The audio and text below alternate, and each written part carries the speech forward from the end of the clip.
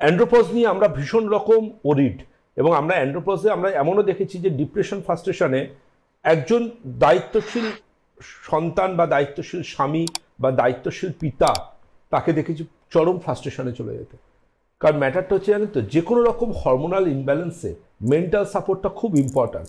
40+ age মানে সে নিজের career গুছিয়ে তারপরে একটা সময় গিয়ে সে ম্যারিটাল লাইফে গেছে, এবং তারপরে সে বাবা হচ্ছে, এবং সেক্ষেত্রে যদি তার লাইফ পার্টনারের কাছ থেকে সে আন্ডার এস্টিমেট হয় তোমার মধ্যে সমস্যা আসছে, তো আলটিমেটলি আমার মনে হয় আন্ডার এস্টিমেট করার চাইতে একজন প্রপার ডক্টর দেখানো ভীষণ প্রয়োজন।